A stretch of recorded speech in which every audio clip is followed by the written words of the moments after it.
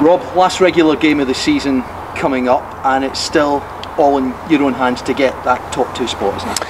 Yeah, it's really interesting. You know, we've collected more points than we ever have done before, more points than we got last season, and we finished second, and the top 3 can still end up in any order going into last week. So it's hugely exciting for everybody. Obviously, from our perspective, and that's what we've got to concentrate on. We want to go up to Gloucester and collect enough points to make sure we get that home semi-final. The really exciting thing is there is an opportunity for us to come, you know, top of the Premiership after the kind of normal rounds of the competition. That's something we've not achieved before, and is a nice little added goal for us. So, you know, there's a lot of exciting things happening at the moment. But as you said, you know, winning a game of rugby is the most important thing, and how we prepare day by day is what we're focusing on at the moment. And the fact you have to win to be sure of getting that top spot, if it becomes available with the other results, is something that is good, because it means that your minds are fully focused. Yeah, that's right. I mean, if you actually look at how things work out, we can't prepare for any other scenario than we have to win. You know, there's so many scenarios that can happen in the Wasps Saracens game, with bonus points or draws, ties, and all of them could really count against us and mean we actually, you know, end up third. So, you know, we've only got one goal. That's to, as I say, to train and prepare very well. That's worked very well for us over the last, you know, 13, 14 Premiership games, where we very much focused on ourselves, and we haven't talked too much about what the future will bring, but a lot about that, you know, it's what you do kind of day by day or session by session that actually adds up to the results and adds up to positive performances, and that's what we're seeing. How much of a difference would it be if you did finish first? It's hard to tell, really. I mean, you know, I certainly I'm not one of these coaches who want to put all my eggs in one basket. I think the home semi-final is important for a variety of reasons, but simply the most important reason is we want to bring a big game here to Sandy Park, and we want to play in front of our own supporters, who've, you know, again been fantastic both home and away for us. And I think that's what we'd like to create. We'd like to create a really big semi-final for the club. It isn't the be-all and end-all. You know, we've been very good away from home as well. But as I said, you know, we've looked at every week as being a very exciting challenge for us. We've faced a lot of difficult challenges. We've been behind in games. We've got away in games and been caught. You know, there's so many tough scenarios we've come through that we've got to just back ourselves to keep the formula that we have done so far. As I say, concentrate on what we do today. As I say, what will be at the end of the Saturday, because the only thing we can control is how we perform, and you only control that by concentrating on today. And how much does it help you to say to the players, this isn't the time to make that one slip up, just keep on going? Well, it sounds like it should be easy, you know, that one game left of the regular season, but the truth is, because we've been in that scenario for a long time now, we've been in a scenario for a long time where a slip up would really hurt us, and, you know, one slip up in the last 6 or 7 or 8 weeks and we'd be sitting in third now, and things would be out of our hands. So we're kind of used to it now. It's kind of what's happening week by week, and I'd like to think that, you know, the players have thrived on it, and their performances are showing that they're really enjoying what they're doing, and at the moment we're facing up to every challenge. But as I said, what we've got to make sure we do is we don't forget what has worked really well for us for the last number of weeks, and what's worked really well is coming in at training, working very hard, getting fresh afterwards, doing all the little bits and pieces we need to a high standard, and then going out onto the rugby pitch and doing what we do and sticking at it pretty much no matter what the opposition throw at you. And like I say, that's the formula we've got to try and run through with again this week.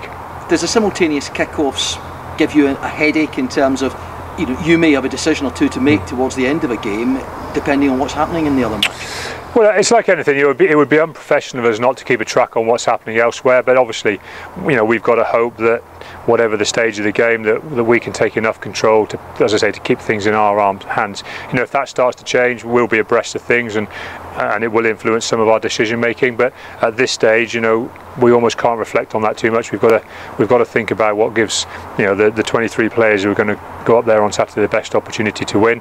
That's all we've talked about today. You know, we're going to show Gloucester the utmost respect, and you do that by preparing completely professionally, and selecting the best team you can to go up there and play as well as you can, and that's exactly how we'll approach the game. What challenge will Gloucester pose you? Well, a couple of weeks ago, the team that went over to La Rochelle performed exceptionally. You know, La Rochelle, top of the French league, you know, playing very well, very big, strong team, and to be fair to Gloucester, they ended up kind of running La Rochelle ragged, really, and then defending superbly well to see the game out. And, you know, there was a lot of really good qualities on show that day. They'll be a little disappointed with their performance against Bath, but that can happen after big emotional weekends. You know, we've seen that ourselves. So, as I say, the important thing for us is to is to concentrate on ourselves. You know, we can't determine how well Gloucester prepare, or the side they select, or what their injury situation is. What we've got to do is, as I say, focus on ourselves. It's the right time of season to be focusing on ourselves, because we're not going to get a lot of time between a semi-final and a final.